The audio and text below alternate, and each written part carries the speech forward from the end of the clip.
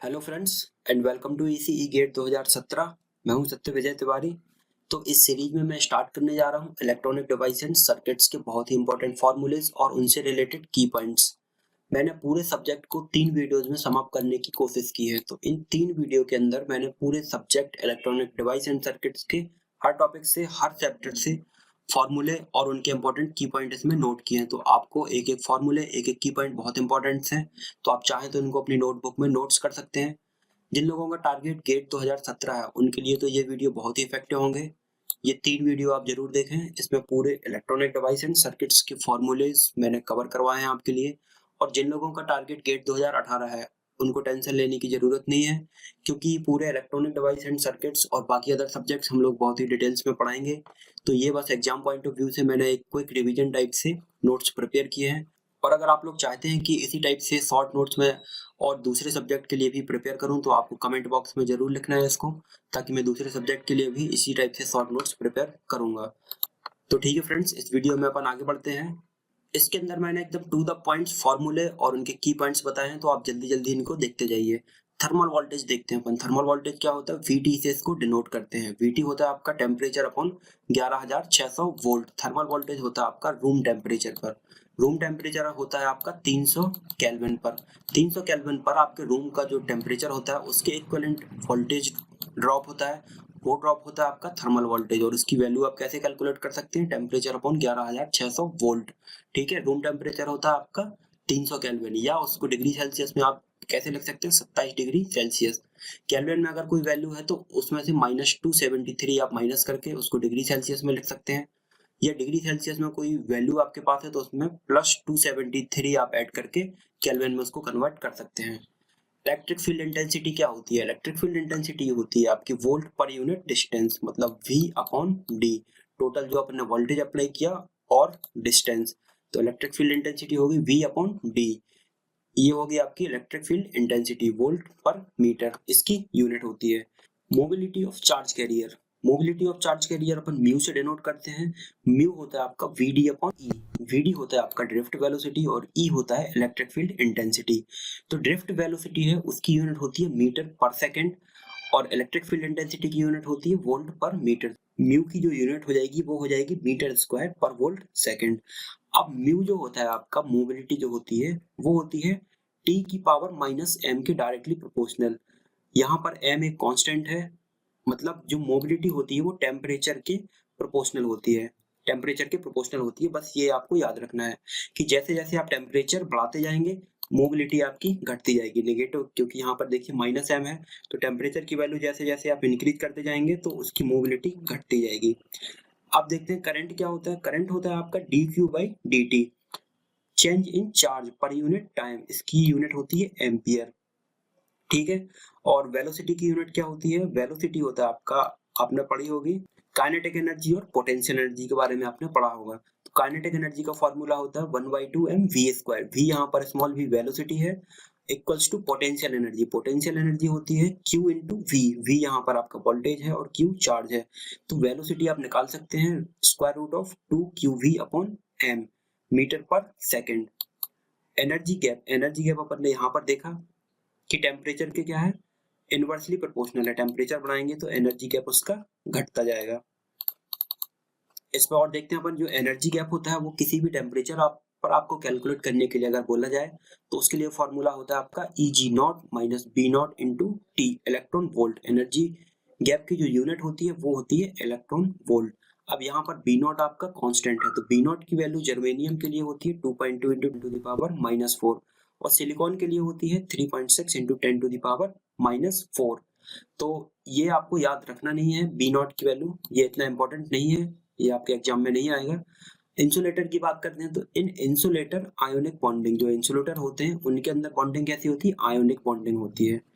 Semiconductor की बात करें तो सेमीकंडक्टर आपका negative temperature coefficient of resistance होता है, मतलब जैसे जैसे आप सेमीकंडक्टर का टेम्परेचर बढ़ाते जाएंगे उसका रेजिस्टेंस कम होता जाएगा। टेम्परेचर आपने इंक्रीज किया सेमीकंडक्टर का और रेजिस्टेंस उसका डिक्रीज होता जाएगा। जब रेजिस्टेंस डिक्रीज होता जाएगा तो कंडक्टिविटी इंक्रीज होती जाएगी। मतलब सेमीकंडक्टर आपका क्या हुआ? Negative temperature coefficient of resistance, लेकिन positive temperature coefficient of conductivity. Sigma यहाँ पर कंडक्टिविटी को डिनोट कर रहा है। और जो इसमें बॉन्डिंग होती है वो होती है इसकी कोवेलेंट बॉन्डिंग। इंसुलेटर में बॉन्डिंग होती है आयोनिक बॉन्डिंग, सेमीकंडक्टर में होती है कोवेलेंट बॉन्डिंग। आइंस्टीन ने एक इक्वेशन दी थी काय काय के बीच में, डिफ्यूजन कांस्टेंट और मोबिलिटी के बीच में, dn अपॉन म्यू एन। ये एन टाइप की डिफ्यूजन कांस्टेंट है और म्यू एन है एन टाइप की mobility, equals to dp upon mu P. ये p टाइप का डिफ्यूजन कांस्टेंट और p टाइप की mobility equals to vt, thermal voltage. Thermal voltage का फॉर्मूला आप जानते हैं, टेम्परेचर अपॉन 11600। तो ये इक्वेशन आपको याद रखनी है। अगर इस टाइप से कोई क्वेश्चन आए dn म्यू एन या vt के टर्म में, तो इस फॉर्मूले को आप सीधे राइट करके उसमें अपन वैल्यू कैलकुलेट कर सकते हैं। dn है आपका डिफ्यूजन कांस्टेंट, dn आप यहाँ से कैलकुलेट कर सकते हैं mu N into V T, या dp आपका हो जाएगा mu P into V T. जो इसकी यूनिट होती है वो होती है सेंटीमीटर स्क्वायर पर सेकंड। इससे आप यूनिट निकाल सकते हैं, म्यू एन की यूनिट आपको पता है और वी टी की यूनिट आपको पता है, तो ऐसे यूनिट इसकी हो जाएगी सेंटीमीटर स्क्वायर पर सेकंड। तो आपको इनकी यूनिट याद रखने की जरूरत नहीं है, इसका फॉर्मूला याद है तो इसकी यूनिट आप कैलकुलेट कर सकते हैं। Mass action law, mass action law आपका क्या होता है, n into P equals to Na square, मतलब n टाइप की डोपिंग और p टाइप की डोपिंग का मल्टीप्लिकेशन जो प्योर सेमीकंडक्टर है उसके कॉन्सेंट्रेशन के स्क्वायर के बराबर होगा। Mass action law. Minority carrier concentration, mass action law से आप माइनॉरिटी कैरियर का कॉन्सेंट्रेशन कैसे निकाल सकते हैं, Na square upon majority carrier concentration. तो ये हो जाता है आपका माइनॉरिटी कैरियर कॉन्सेंट्रेशन। अब मेजॉरिटी कैरियर का कॉन्सेंट्रेशन, मेजॉरिटी कैरियर कॉन्सेंट्रेशन आपका क्या होगा, डायरेक्टली प्रोपोर्शनल होता है डोपिंग कांस्टेंट के। मतलब जितनी ज्यादा आप डोप करते जाएंगे, तो डोप आप क्या कर रहे हैं, मेजॉरिटी कैरियर की डोपिंग कर रहे हैं, तो जितनी ज्यादा आप डोपिंग करते जाएंगे उतने ज्यादा आपके मेजॉरिटी कैरियर बढ़ते जाएंगे, और जितने ज्यादा मेजॉरिटी कैरियर आपके बढ़ते जाएंगे तो आपके माइनॉरिटी कैरियर का कॉन्सेंट्रेशन कम होता जाएगा।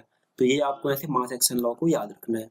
इंट्रिंसिक कॉन्सेंट्रेशन, इंट्रिंसिक कॉन्सेंट्रेशन आपका क्या होता है, प्योर सेमीकंडक्टर का जो कॉन्सेंट्रेशन होता है उसको बोलते हैं इंट्रिंसिक कॉन्सेंट्रेशन, और डिनोट करते हैं Ni से। जो अपन ने मास एक्शन लॉ में यूज किया था वो अपन इंट्रिंसिक कॉन्सेंट्रेशन यूज करते हैं, मतलब उसी में किसी भी प्रकार की डोपिंग नहीं है। तो इंट्रिंसिक कॉन्सेंट्रेशन आपका हो जाता है Na equals to N equals to P। उसका फॉर्मूला होता है Na square equals to A naught T cube e to the power minus Eg upon KT। ये फॉर्मूला बहुत इंपॉर्टेंट है, आपको याद रखना है। तो इससे Ni का क्या हो जाएगा, A नॉट पर स्क्वायर रूट हो जाएगा और T की पावर हो जाएगी 3/2 e to the power minus Eg upon 2KT। ठीक है, तो ये हुआ इंट्रिंसिक कॉन्सेंट्रेशन का फॉर्मूला, ये आपको फॉर्मूले याद रखने हैं इसके। अब रेजिस्टेंस आपका क्या होता है, रेजिस्टेंस होता है रो एल अपॉन ए। रो होता है आपका रेजिस्टिविटी, और रेजिस्टिविटी की यूनिट होती है ओम मीटर, और एल होता है आपका लेंथ, और ए होता है आपका एरिया। तो यहाँ से आप जो जानते हैं रेजिस्टिविटी, रेजिस्टिविटी जो होती है आपकी वो होती है इनवर्सली प्रोपोर्शनल टू कंडक्टिविटी।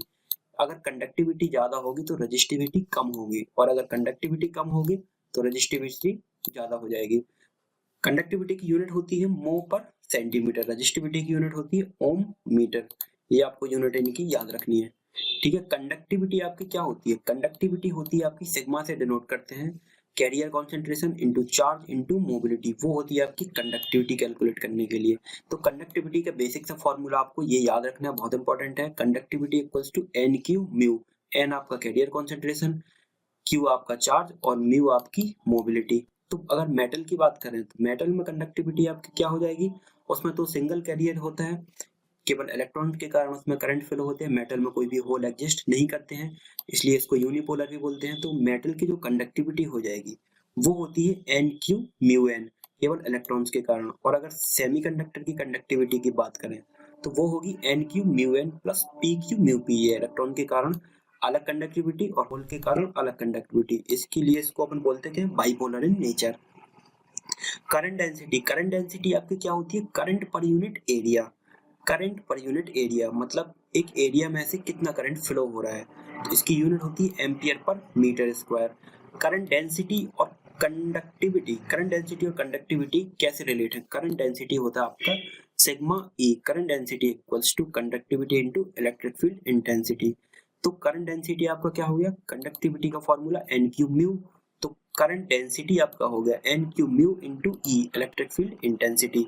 ये हुई मेटल की केवल इलेक्ट्रॉन्स के कारण। और अगर होल की बात करें तो करंट डेंसिटी आपकी क्या हो जाएगी, एन क्यू म्यू एन ये इलेक्ट्रॉन्स के कारण, और पी क्यू म्यू क्यू ये होल के कारण conductivity into E electric field intensity, और इसकी यूनिट होती है एम्पियर पर मीटर स्क्वायर। अब अगर 1 डिग्री सेल्सियस अपन जर्मेनियम में इंक्रीज कर रहे हैं तो उसकी कंडक्टिविटी 6% इंक्रीज हो जाएगी। टेम्परेचर के साथ कंडक्टिविटी पॉजिटिव टेम्परेचर कोफिशिएंट होती है। तो जैसे जैसे अपन ने टेम्परेचर इंक्रीज किया 1 डिग्री सेल्सियस इंक्रीज किया जर्मेनियम में तो कंडक्टिविटी 6%, और 1 डिग्री सेल्सियस अगर सिलिकॉन में इंक्रीज करेंगे तो कंडक्टिविटी 8% इंक्रीज हो जाएगी। जो जर्मेनियम का ऑपरेटिंग टेम्परेचर होता है वो -62 + 75 डिग्री सेल्सियस तक जर्मेनियम ऑपरेट होता है, ठीक है। और सिलिकॉन कब ऑपरेट होता है आपका, सिलिकॉन ऑपरेट होता है आपका -62 1 + 175 डिग्री सेल्सियस तक। ये हुआ सिलिकॉन इतने टेम्परेचर के बीच में ऑपरेट होता है। प्रॉपर्टीज देखते हैं अपन जर्मेनियम और सिलिकॉन की। तो एटॉमिक नंबर होता है जर्मेनियम का 32 होता है, सिलिकॉन का 14 होता है। टोटल नंबर ऑफ एटम की अगर बात करें तो जर्मेनियम में टोटल नंबर ऑफ एटम होते हैं 4.421 × 10⁻22, और सिलिकॉन में 5 × 10⁻22 एटम पर सेंटीमीटर क्यूब की बात हो रही है। ये एक एक वैल्यू बहुत इंपॉर्टेंट है, आपको पूरे ईडीसी में ये काम आएंगी, तो ये आपको याद रखनी है इनकी वैल्यू, जर्मेनियम में कितनी होती है और सिलिकॉन में कितनी होती है। इंट्रिंसिक कॉन्सेंट्रेशन की बात करें, इंट्रिंसिक कॉन्सेंट्रेशन है 300 केल्विन, मतलब रूम टेम्परेचर पर इंट्रिंसिक कॉन्सेंट्रेशन होता है जर्मेनियम के अंदर 2.5 × 10⁻13 एटम पर सेंटीमीटर क्यूब, और सिलिकॉन में होता है 1.5 × 10⁻10 एटम पर सेंटीमीटर क्यूब। रेजिस्टिविटी की बात करें तो इसमें 45 होती है, 45 ओम सेंटीमीटर, और इसमें 2,30,000 होती है, मतलब इसकी रेजिस्टिविटी बहुत ज्यादा होती है सिलिकॉन की। जर्मेनियम की रेजिस्टिविटी कम होती है, इसलिए अपन सिलिकॉन को ज्यादा प्रेफर करते हैं। लीकेज करंट की अगर बात करें तो ये लीकेज करंट जर्मेनियम में माइक्रो एम्पियर में फ्लो होता है और सिलिकॉन में बहुत ही कम नैनो एम्पियर में फ्लो होता है। तो ये दोनों प्रॉपर्टीज की वजह से अपन सिलिकॉन ज्यादा प्रेफर करते हैं जर्मेनियम की कंपैरिजन में। अगर एनर्जी गैप की बात करें तो 0 केल्विन पर एनर्जी गैप जर्मेनियम में होता है 0.786 इलेक्ट्रॉन वोल्ट, और अगर अपने टेम्परेचर इसका इंक्रीज किया तो एनर्जी गैप आपकी क्या हो जाएगी, कम हो जाएगी। तो एनर्जी गैप पहले था 0.786 इलेक्ट्रॉन वोल्ट, अब टेम्परेचर अपन ने 300 केल्विन कर दिया तो जो इसका एनर्जी गैप हो गया वो कम हो जाएगा, क्योंकि एनर्जी गैप टेम्परेचर के इनवर्सली प्रोपोर्शनल होता है। तो एनर्जी गैप अब हो गया 0.72 इलेक्ट्रॉन वोल्ट। 0 केल्विन पर आपका एनर्जी गैप है 1.21 इलेक्ट्रॉन वोल्ट, और 300 केल्विन अगर अपन ने टेम्परेचर कर दिया तो उसका जो एनर्जी गैप है वो हो जाएगा कितने, 1.1 इलेक्ट्रॉन वोल्ट। म्यू एन की बात करते हैं। म्यू एन क्या होता है आपका, मोबिलिटी ऑफ इलेक्ट्रॉन्स। इलेक्ट्रॉन की मोबिलिटी जो होती है जर्मेनियम में होती है 3800 सेंटीमीटर स्क्वायर पर वोल्ट सेकंड, ठीक है। और जो होल की होती है 1800, और सिलिकॉन की अगर बात करें तो इलेक्ट्रॉन की मोबिलिटी होती है वो होती है 1300, और जो होल की मोबिलिटी होती है वो होती है 500। तो ये आपको वैल्यूज इनकी याद रखनी है, इलेक्ट्रॉन की मोबिलिटी और होल की मोबिलिटी। जर्मेनियम में क्या होती है, सिलिकॉन में क्या होती है, जर्मेनियम का एनर्जी गैप क्या होता है, सिलिकॉन का एनर्जी गैप क्या होता है, ये बहुत ही इंपॉर्टेंट है। और ये टोटल नंबर ऑफ एटम कितने होते हैं जर्मेनियम में, सिलिकॉन में, और उनकी इंट्रिंसिक कैरियर कॉन्सेंट्रेशन क्या होता है, तो ये बहुत ही इंपॉर्टेंट है, आपको याद रखने हैं। तो ये वीडियोज आपको अगर पसंद आ रहे हो तो इनको लाइक जरूर करें, सब्सक्राइब करें और कमेंट करें। Thank you friends.